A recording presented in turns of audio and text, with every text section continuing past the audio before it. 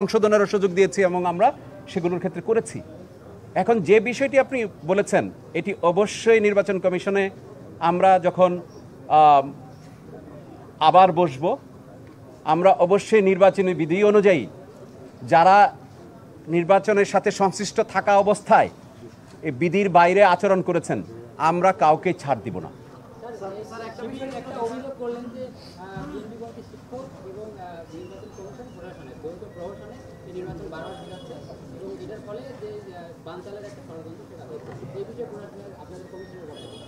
আমাদের বক্তব্য খুব স্পষ্ট, এখানে বানচাল করার জন্য যদি হতো তাহলে তো অনেক আগে আমরা চলে যেতাম।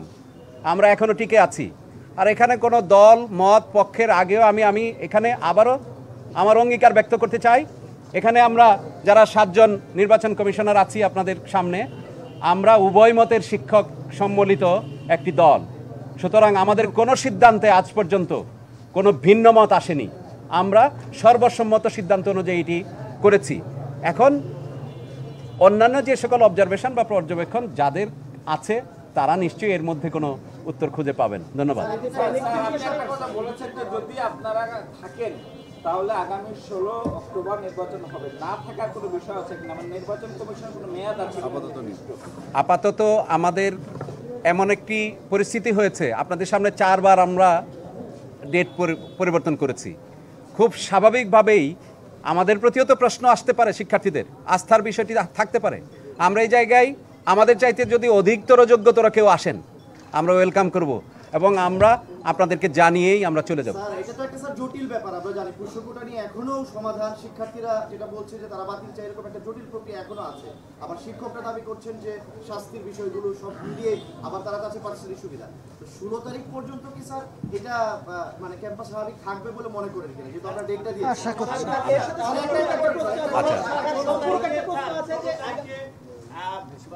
আসলে এই শেষবারের মতো কি নির্বাচন করা সম্ভব হবে কিনা? আপনারা জানেন যে আমরা কিন্তু আজকে সারা দিন এই বিষয়গুলো নিয়ে ভেবেছি। যে নির্বাচন স্থগিত করা আমাদের একটি পুরনো ইতিহাস কিন্তু আছে। স্থগিতকৃত নির্বাচন আর কখনো হয়নি রাষ্ট্রীয় ক্যাম্পাসে। 3 দিন আগে এরকম ঘটেছিল, 35 বছর আগে।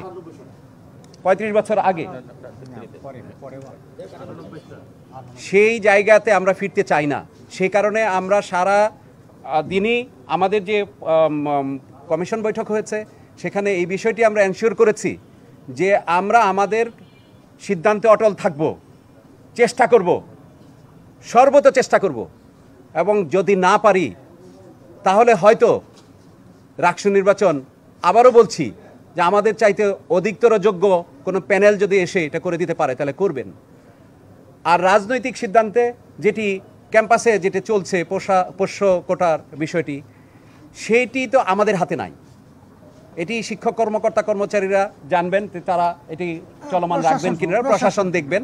কারণ এটি নির্বাচন কমিশনে, আমরা বলছি নির্বাচন কমিশন স্বাধীন, কিন্তু এই সকল যে পরিস্থিতি, এই পরিস্থিতির সাথে কোনোভাবেই নির্বাচন কমিশন জড়িত নয়, কিন্তু নির্বাচন কমিশন প্রভাবিত। নির্বাচন কমিশন তাদের দ্বারাই, তাদের সহযোগিতায় আমাদের এটা পরিচালনা করতে হচ্ছে।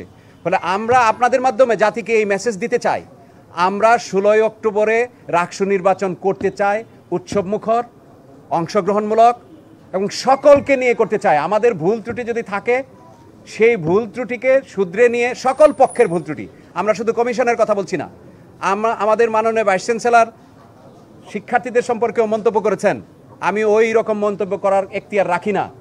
আমি রাকসুকে যারা ভালোবাসে, যাদের প্রাণের দাবি, সেটি আমরা এই কমিশন ঐক্যবদ্ধভাবে এই রাজশাহী বিশ্ববিদ্যালয়ের ক্যাম্পাসে পুনঃস্থাপন করতে দৃঢ় প্রতিজ্ঞ। ছাত্র শিবির যেহেতু পক্ষপাতিত্বের অভিযোগ তুলেছে এই কমিশনের বিরুদ্ধে, সেক্ষেত্রে তারা যদি ইলেকশনে না আসে, ইলেকশনটি ইনক্লুসিভ এবং ক্রেডিবল হবে কিনা? কোনো পক্ষই যদি ইলেকশনে না আসে এটা ইনক্লুসিভ হবে না। কোনো পক্ষই, আমরা চাই সকল পক্ষই আসবে। কোনো পক্ষ যদি না আসে তাহলে আমাদের আয়োজন, আমরা এত আয়োজনের জন্য প্রস্তুত নই। আমরা চাই সকলে আসবে, এবং অনেক ধরনের মতভেদ থাকে, অনেক ধরনের মতামত থাকে, ভিন্নতা থাকে, কিন্তু শেষে যখন আমরা 20 তারিখের আগে কিন্তু এই সিচুয়েশন আমরা কাটিয়ে উঠেছিলাম। যে সকলে উৎসবমুখর পরিবেশে তারা প্রার্থীরা বিভিন্ন ভোটারদের কাছে যাচ্ছেন, নানানভাবে প্রচারণা এসছে, জাতির দৃষ্টি এদিকে চলে এসেছিল।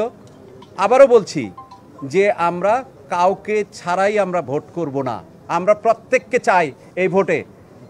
এরপরেও আমাদের শেষ কথা যে আমাদের ভুল ত্রুটির বাইরেও ছাত্র সংগঠন, সক্রিয় যত ধরনের সংগঠন আছে, তারা যেন দায়িত্বশীলতার আচরণ করে এবং আমরা যেন দায়িত্বটা পালন করতে পারি। তাদের কাছে স্বনির্বদ্ধ অনুরোধ, আমরা যেন তাদের সহযোগিতাটা পাই। 20 তারিখের পরে একটা খারাপ সিচুয়েশন হয়েছে এবং আপনি একটু আগে বললেন যে প্যানিক সিচুয়েশন, এটা কি এই নির্বাচনের মাঝে যে পোষ্য কোটার ইস্যুটা প্রশাসন নিয়ে এসেছে, এটার কারণে কি সৃষ্টি হয়েছে নাকি কি মনে করছেন?